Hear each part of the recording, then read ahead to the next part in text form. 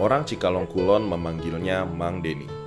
Mang adalah panggilan khas suku Sunda untuk seorang pemuda. Deni menjadi guru sejak 1999, memulai karir mengajar di SD, SMP, dan SMA atau SMK. Dan status saya alhamdulillah masih honor sampai sekarang gitu ya.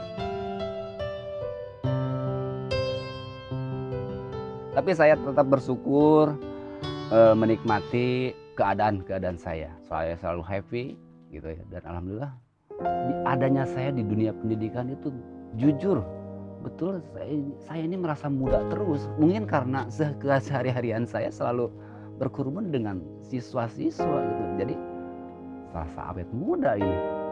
Padahal kita sudah beruban. Gitu ya. Berbasis ijazah pengajar untuk pelajaran bahasa Inggris, beliau sekarang menjadi guru pelajaran kesenian budaya. Ya mungkin ini sudah takdir saya harus membimbing gitu, mengajak gitu anak-anak di dunia pendidikan gitu. Di Cikalong Kulon, Mang Deni dikenal sebagai seorang yang ramah dan aktif dalam kegiatan di masyarakat. Layaknya kehidupan desa, beliau menjalin hubungan baik dengan masyarakat yang juga orang tua dari murid-muridnya sejak dulu. Dan dampak dari COVID-19 saya tidak menyangka berimbas ke dunia pendidikan separah ini. Kalau di kampung kan relatif, ada yang punya, ada yang tidak, gitu kan. Yang namanya media pembelajaran online gitu. Ya, kami layani mereka dengan sistem luring, sistem kunjung, dengan membawa bahan-bahan yang akan mereka pelajari dari satu rumah ke rumah lain. Curhatan itu kadang-kadang jenuh, pusing gitu. Belum mikirin kuota, Pak. Ada kuota, sinyal susah. Harus nyari-nyari ke tempat yang lebih tinggi, ke gunung-gunung. Saya pernah menyaksikan sendiri anak belajar di bukit-bukit. Kamu lagi ngapain? Oh, lagi belajar. Astagfirullahaladzim, ini anak.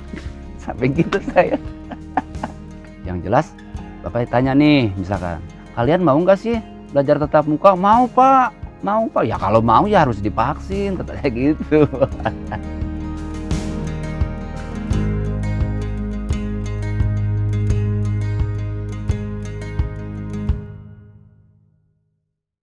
Kapan pensiun? Kalian ditanya kapan pensiun? Kapan ya?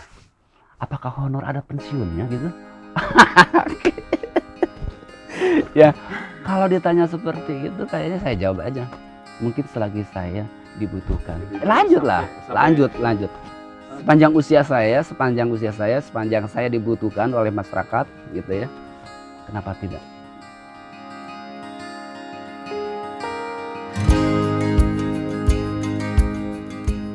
Silahkan kalian berkompetensi sesuai bidangnya masing-masing, sesuai dengan kemampuan masing-masing gitu ya. Tetap motivasi belajar nomor satu.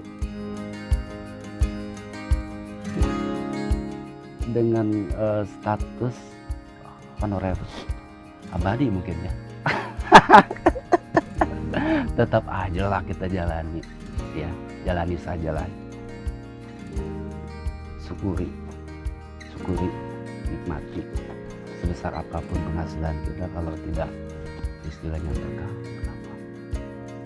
Walaupun kecil tapi berkah, gitu, nikmat. Saya gitu tetap punya tujuan. Ya. Tujuannya yaitu mencerdaskan, ya, dengan niat hati yang tulus ingin mencerdaskan anak bangsa gitu ya, melalui pembelajaran yang saya emban. Apresiasi kecil yang diberikan gurunya berhasil memotivasi Mang Deni untuk menjadi guru dan mengulang kembali pada generasi selanjutnya selayaknya amanat guru kepada murid. Pendidikan moral Pancasila, beliau itu namanya Pak Toto ya, sangat luar biasa ya menurut saya. Fleksibel dia orangnya, bisa jadi bapak, bisa jadi temen ya. sahabat gitu ya, pengertian. Malahan waktu kemarin nikahan keponakan saya ketemu dengan beliau. Astagfirullahaladzim, ini guru saya, kata saya. Saya hormat betul sama beliau. Mula-mula setiap manusia adalah murid, bergandengan lalu berpencar di tengah jalan dan menjadi guru pada bidangnya masing-masing. Bahkan ada salah satu siswa yang jaraknya kurang lebih 7 km berjalan dari rumah ke sekolah itu berangkat pukul 5 subuh menggunakan senter baterai atau obor. Itu nyata di kami ada. Dan alhamdulillah anak tersebut sekarang masih berjalan, masih sekolah. Pas masuk ke pelajaran setelah istirahat, anak sudah tidur. Permasalahannya itu tadi, lelah, capek karena jalan. Dari desa, kita mengerti setiap murid memiliki perjuangan yang begitu hebat untuk tetap belajar. Tepat waktu memang targetnya, tapi yang terpenting adalah proses pemahaman murid kenapa harus tepat waktu. Sebab tidak selamanya para murid beriringan, beberapa harus didorong dari belakang. Namanya Rizwan. Ini anak kemana? Udah beberapa hari gak masuk sekolah. Saya coba kunjungi ke rumahnya. Sampai di sana karena melihat keadaan gitu ya, dia yang hidup dengan kedua orang tua, ibunya di mana, bapaknya di mana gitu. Waktu itu saya bangunin, dia lagi tidur sampai tidak pakai baju gitu ya. Badannya kurus. Saya panggil keluar, Rizwan, kamu sehat? Saya tanya. Alhamdulillah Pak sehat. Terus kenapa kamu sering tidak masuk ke sekolah? Karena tidak punya buku Pak, karena tidak punya alat tulis. Itu yang bikin saya nangis waktu itu. Saya langsung melaporkan ke pihak lembaga ya.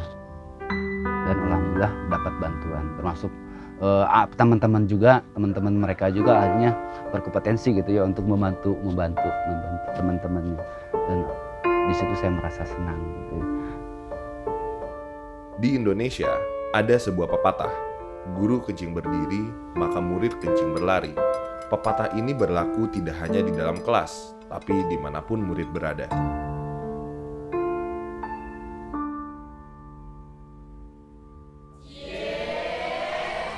Nah, kalau boleh berasumsi gitu ya, mengenai pendidikan moral di Indonesia ini sekarang itu minta ampun, menurun kata saya pribadi ini.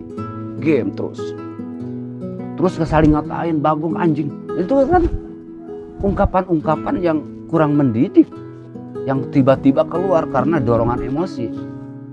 Dan ini sangat-sangat berdampak bahwa itu merusak gitu kan. Merusak mindset mereka. Mendewasaan itu menyaksikan sekali gitu ya. Ibarat kita menyeberangi jembatan bambu misalkan ya. Awas kamu jangan salah injak. Ini kuat, ini udah rapuh. Kamu harus menginjak kemana? Ke yang kuat atau ke yang rapuh? Yang kuat Pak. Kalau yang kuat, ikuti aturan hidup kalian. Kamu ikuti aturan kamu. Ikuti aturan. Di depan murid, seorang pendidik harus bisa menjadi teladan. Di tengah murid, ia melebur, memberikan ide-ide terbaiknya. Di belakang murid, ia mendorong melewati segala keterbatasan. Tut Wuri Handayani, dari Canon untuk seluruh guru di Indonesia.